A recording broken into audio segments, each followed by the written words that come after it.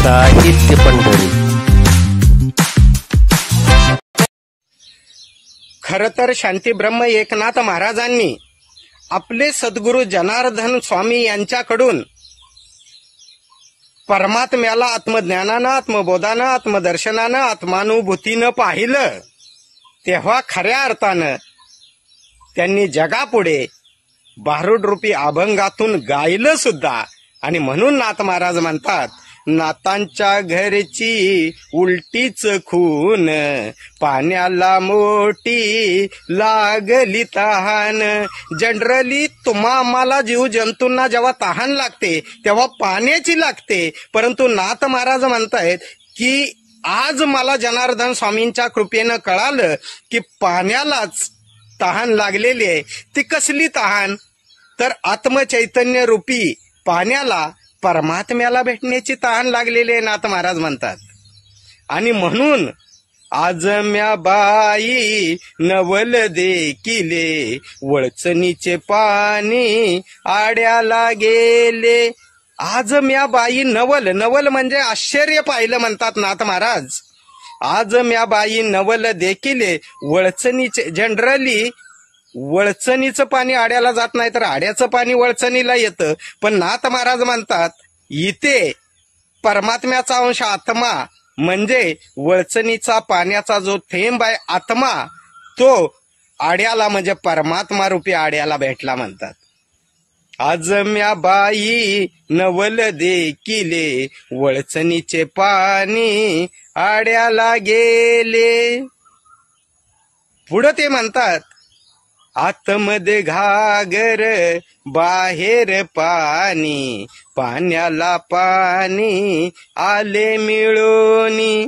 म्हणतात ना, जल में कुंभ, कुंभ में जल, बाहर भीतर पाणी, फुटा कुंभ जल ही समाना, तेने कहियो ज्ञानी. ही पंचतत्वाची जी घागर आहे ती या परमात्मा रूपी सागरात आहे, नाथ महाराज म्हणतात. आणि आतमध्ये घागर म्हणजे परमात्म्या रूपी सागरातच ही घागर आहे. आतमध्ये घागर बाहेर पाणी, पाण्याला पाणी म्हणजे आत्म्याला परमात्मा मिळाला म्हणतात. पाण्याला पाणी आले मिळूनी. पुढं म्हणतात, शेतकऱ्याने शेत पेरिले, राखणदाराला त्याने गिळले. शेतकरी कोण? तर परमात्मा, भगवंत, निराकार, निर्गुण ईश्वर. त्या शेतकऱ्यांनी ही सृष्टीरूपी शेत पेरलेलं आहे आणि त्याची राखण करण्यासाठी मी, माझा अंश म्हणजे आत्मा, राखण करण्यासाठी पाठवला होता. परंतु त्या शेताने, जीवानी, सगळ्या जीवजंतूंनी त्या आत्मचैतन्य रूपी राखणदारालाच गिळलेलं आहे म्हणतात. शेतकऱ्याने शेत पेरिले, राखणदाराला त्याने गिळले. पुढं म्हणतात नाथ महाराज, मग जेव्हा मला ज्ञान समजलं तेव्हा काय केलं की हंडी खाऊनी भात टाकिला, बकऱ्या पुढे देव कापिला. आता जनरली भात खाऊन आपण खरकाटी हांडी बाहेर घेऊन जातो, पण इथे नाथ महाराज म्हणतात हंडी खाऊन म्हणजे ब्रह्मांड रूपी परमात्मा रूपी हंडी मी ब्रह्मज्ञानानं प्राशन केली म्हणतात. आणि त्यामध्ये असणारा सृष्टीरूपी नाशिवंत भात आहे, तो नाशिवंत भात माझ्या डोक्यातून काढून टाकला. हंडी खाऊनी भात टाकिला, बकऱ्या पुढे देव कापिला.